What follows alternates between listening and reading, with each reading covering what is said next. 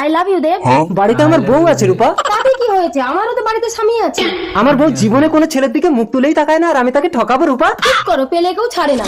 ঠিক আছে, তুমি ছেলে সেজে আমার বউয়ের কাছে গিয়ে পরীক্ষা করে দেখো। তুমি ডাকাত সেজে আমাদের ঘরে এসো। এই রুমাল শুকিয়ে ওকে অজ্ঞান করে দিতে হবে।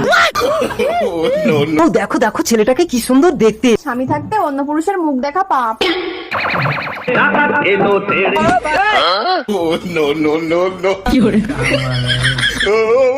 তুমি সারাদিন ধরে চেষ্টা করে আমার বউকে যদি বাজে প্রমাণ করতে পারো, তাহলে আমি তোমার সঙ্গে প্রেম করবো রূপা।